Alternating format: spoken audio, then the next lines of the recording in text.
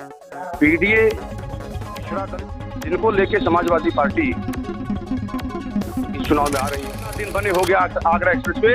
आज भी आप आगरा एक्सप्रेस वे में यात्रा करिए, आपको लगता है कि यूपी का सबसे बढ़िया आगरा एक्सप्रेस वे कोई है?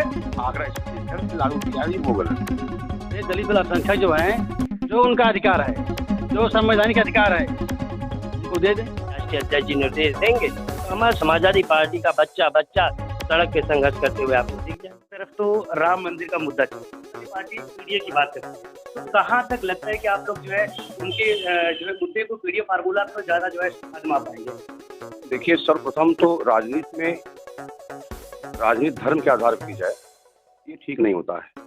धर्म आस्था का विषय है और हम सारे लोग आस्थावान हैं, हम सारे लोग प्रभु श्री राम को मानने वाले लोग हैं, हम सारे धर्मों का आदर करने वाले लोग। लेकिन धर्म जो आस्था का विषय है, धर्म पूर्वक राजनीति होनी चाहिए, लेकिन धर्म को मुद्दा बना के राजनीति नहीं होनी चाहिए। पीडीए पिछड़ा दलित मुसलमान जिनको लेके समाजवादी पार्टी इस चुनाव में आ रही है, निश्चित तौर पे देखिए जीवन स्तर किसका गिरा हुआ है, किसके जीवन स्तर को उठाने की आवश्यकता है। भारतीय जनता पार्टी ने जो रोजगार की बात किया था, उनका केंद्र में 10 साल का कार्यकाल पूरा होने जा रहा है। प्रदेश में योगी सरकार का दूसरा कार्यकाल चल रहा है। कितना उन्होंने पूरा किया? जो बेरोजगार को रोजगार देने के बाद उन्होंने कहा था सरकारी कंपनियां एक एक करके सरकारी कंपनियों का निजीकरण होता चला जा रहा है, सरकारी कंपनियों को निजी सेक्टर में देते चले जा रहे हैं, बेचते चले जा रहे हैं। कहाँ रोजगार दे पाएंगे? सरकारी कंपनियां होगी ही नहीं, रोजगार देंगे। प्राइवेट सेक्टर रोजगार देने की बात करते हैं, तो प्राइवेट सेक्टर में तो रोजगार आदमी अपने श्रम से पालेगा, कर्म करेगा, पालेगा। लेकिन सरकारी सेक्टर में जो रोजगार पाता है तो वो सिक्योर्ड होता है कि मैं रोजगार पाया हूँ तो 60 साल तक सुरक्षित हूँ। सरकारी संस्थाएं बिकती चली जा रही हैं। बंदरगाहों का निजीकरण, रेल का प्लेटफार्म का निजीकरण, आप देख रहे हैं एक एक करके निजीकरण होता चला जा रहा है। तैयार हो गया जी, हवाई अड्डा बन के तैयार हो गया, ठीक है, अच्छा है, होना चाहिए। आप समाजवादी लोग विकास की बात करते हैं, वो कर रहे बनारस देख लो, काशी विश्वनाथ मंदिर देख लो, अयोध्या देख लो। विकास देखना हो तो यहाँ आ जाओ। नहीं, वो बिल्कुल जो कह रहे हैं, मैं कह रहा हूँ कि हवाई अड्डा अगर बन रहा है तो सरकारी असर पे होगा, उसका निजीकरण होगा। ये जो निजीकरण कर रहे हैं, हम निजीकरण का विरोध कर रहे हैं। निजीकरण नहीं होना चाहिए। जब सरकारीकरण होता है तो सरकारीकरण से जब भी कोई वहाँ रोजगार पाता है तो अपने आप को सिक्योर्ड मानता है कि मैं नौकरी कर रहा हूँ, 60 साल तक सुरक्षित हूँ। क्या निजी हाथों में अगर मैंने रोजगार पाएगा तो 60 साल तक अपने आप को सिक्योर्ड मानेगा? तो ऐसी स्थिति में आप सरकारी संस्थाओं का विकास करने के बजाय, सरकारी संस्थाओं को आपने और खोलने के बजाय, सरकारी संस्थाओं को जिसको आपने बनाया ही नहीं है उसका एक एक करके जो आप निजीकरण कर रहे हैं, औने पौने दाम पे उसको बेच रहे हैं, हम इसका विरोध करते हैं। हम समाजवादी लोग इसलिए विरोध करते हैं कि आप सरकारी संस्थाएं जितनी हैं उसमें 2-4 संस्थाओं को बढ़ाइए। बिजली घर प्रदेश में सपोज दैट जितने हैं, क्या 2-4-10 बिजली घर आपने बनाया सरकारी सेक्टर में? अगर नहीं बनाया तो निजीकरण करने का राइट आपके पास कहाँ से है? अगर निजीकरण आप कर रहे हैं तो आप जनता को धोखा दे रहे हैं। वो लोग यही बात तो बोलते हैं कि समाजवादी पार्टी के जो लोग होते हैं वो सिर्फ अगर समाजवादी पार्टी के लोग फेसबुक और ट्विटर पे ट्रोल होते तो सब अच्छे बढ़िया जो एक्सप्रेसवे यूपी में बना, वो आगरा एक्सप्रेसवे बना और सबसे जल्दी बना। और हमारे आदरणीय राष्ट्रीय अध्यक्ष जी उस समय सरकार में थे, प्रदेश के मुख्यमंत्री थे। जितने जल्दी और जितना बढ़िया उन्होंने एक्सप्रेसवे दिया आगरा एक्सप्रेसवे, वैसा एक्सप्रेसवे प्रदेश में देख रहे हैं। आप देखे होंगे कि बारिश के मौसम में एक्सप्रेसवे कई जगह धंसा, आप लोगों ने छापा भी उसको, उसकी पटरियां धंसी। क्या आगरा एक्सप्रेसवे की पटरी धंसी? अगर आगरा एक्सप्रेसवे की पटरी नहीं धंसी, उस पर इन्होंने फाइटर प्लेन तक उतारा। ये कहते थे कि फाइटर प्लेन अगर यहाँ गाड़ी चलेगी इसका गिट्टी उतरा जाएगा, इतनी जल्दी में बन रहा है। लेकिन फाइटर प्लेन तक इन्होंने उतारा, क्या एक भी गिट्टी उतराई? इतना दिन बने हो गया आगरा एक्सप्रेसवे। आज भी आप आगरा एक्सप्रेसवे में यात्रा करिए, आपको लगता है कि यूपी का सबसे बढ़िया आगरा एक्सप्रेसवे कोई है? आगरा एक्सप्रेसवे है। और देश में अगर उसकी तुलना की जाए तो बढ़िया एक्सप्रेसवे में आगरा एक्सप्रेसवे है। तो ऐसे स्थिति में आगरा एक्सप्रेसवे बना। दिल्ली को मेट्रो किसने दिया? लखनऊ को। लखनऊ को मेट्रो किसने दिया? आगरा के मेट्रो का शुभारंभ किसने किया? अगर हम केवल फेसबुक ट्विटर पर होते तो लखनऊ में इतने जल्दी मेट्रो चालू कैसे हो जाता? अगर हम फेसबुक ट्विटर पे खाली होते, धरातल पे नहीं होते, इतना बढ़िया पार्क जो जनेश्वर मिश्रा पार्क लखनऊ बना कहाँ से बन जाता? और जो लोहिया आवास मिला है, लोहिया आवास नियर अबाउट 3.5-4 लाख रुपए का आवास रहा। अब इतनी बड़ी संख्या में पूरे माने देश में गरीबों को आवास मिला, जिसमें सौर ऊर्जा से उनको बिजली की भी व्यवस्था हुई। क्या वैसा आवास दे पा रहे हैं? ये अगर वैसा आवास दे के दिखाएं तो मैं समझूंगा कि हम समाजवादी लोग केवल फेसबुक ट्विटर पे हैं। समाजवादी लोग फेसबुक ट्विटर पे भी रहते हैं और समाजवादी लोग बेहतरीन से बेहतरीन कार्य करके दिखाने का भी कार्य करते हैं कि आदरणीय अखिलेश यादव जी की सरकार ने करके दिखा दिया है।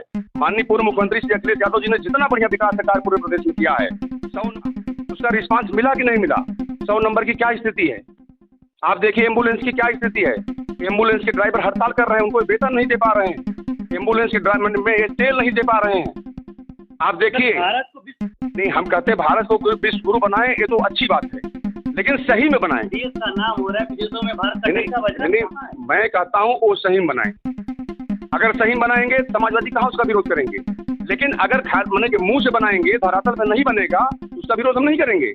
हम करेंगे सदन से लेके हमारे नेता सड़क तक करेंगे विरोध, इसलिए करेंगे। ये बात बताइए कि अभी सूत्रों के हवाले से ये पता चल रहा है कि 2024 चुनाव के पहले ये भी लागू हो जाएगा, तो इसमें समाजवादी पार्टी क्या प्रतिक्रिया रहेगी?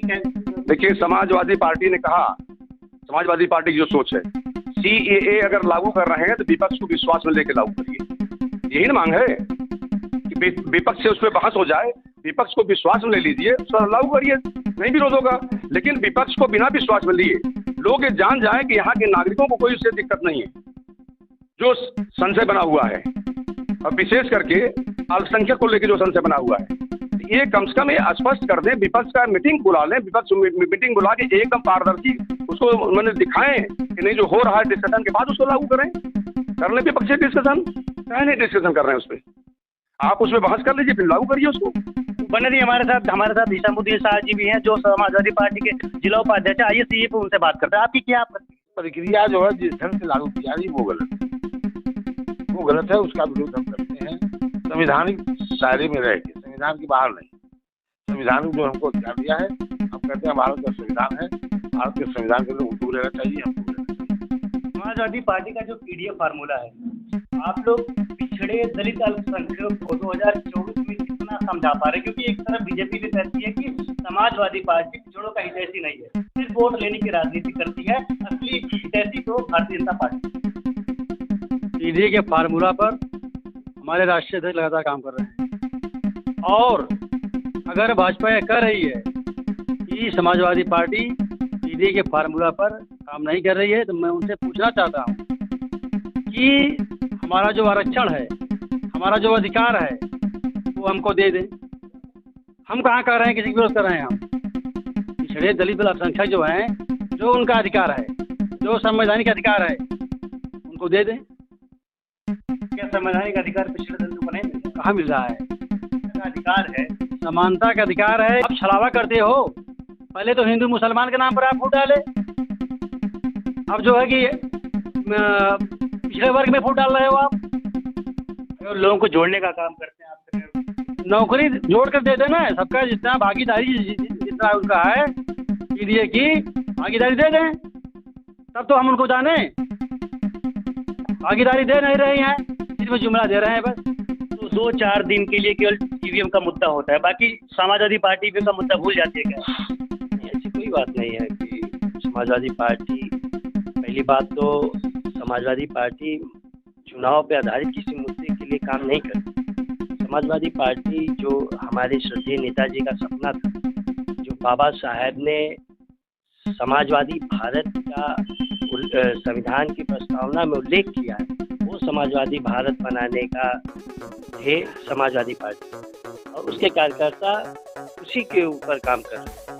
रही बात ईवीएम की, तो उनका विरोध किया है, और आज तो लगभग सभी तबके में ये मांग हो रही है कि ईवीएम हटाया जाए। कई बार ये मामला सामने आया कि सुप्रीम कोर्ट एडवोकेट है भानु प्रताप जी, उन्होंने आपके राष्ट्रीय अध्यक्ष जी से भी बहुत बार मुलाकात की, उन्होंने ये भी बहुत बार बोली कि ईवीएम के खिलाफ हमारा तो राष्ट्रीय आपके राष्ट्रीय अध्यक्ष जी ध्यान नहीं देते हैं क्या? सबसे पहले राष्ट्रीय अध्यक्ष जी ने ही ईवीएम को लेकर विरोध किया, और धीरे धीरे उनकी बातों से सारे लोग सहमत होते जा रहे हैं।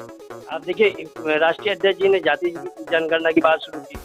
जब उन्होंने जाति जनगणना की बात शुरू किया था तो लोगों को ये राजनीति में दूर की कौड़ी लगी, लेकिन आज आप देखिए बिहार के अंदर जाति जनगणना होती है, उसके आंकड़े आते हैं, लोगों की सोच बदलती है। कांग्रेस के जो बड़े नेता है वो भी जाति जनगणना की बात करने लगते हैं, तमाम जो राजनीतिक दल हैं उनके भी पक्ष में जाति जनगणना के पक्ष में बात करने लगते हैं। तो राष्ट्रीय अध्यक्ष जी जो समाजवादी पार्टी की भावना है, जो इस देश के संविधान की भावना है, उसका कदर करते हैं, उसकी बात करते हैं और हमारे माननीय राष्ट्रीय अध्यक्ष जी की बातों का सहमत करते हैं, उनका समर्थन करते हैं। चुनाव के पहले समाजवादी पार्टी ईवीएम के खिलाफ कुछ आंदोलन या विरोध? समाजवादी पार्टी तो आंदोलन और प्रदर्शनों के लिए जानी जाती है। हमने हमेशा संघर्ष किया है।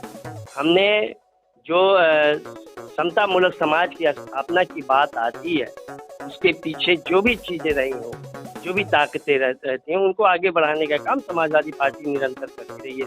और श्रद्धेय नेताजी के हम लोग उनके सिखाए हुए रास्ते पे, जो संघर्ष का रास्ता है, उसके बताए हुए रास्ते पे चलते हैं। और जब भी हमारे राष्ट्रीय अध्यक्ष जी निर्देश देंगे तो हमारा समाजवादी पार्टी का बच्चा सड़क पे संघर्ष करते हुए आपको दिख जाएगा। बहुत शुक्रिया बात करने के लिए।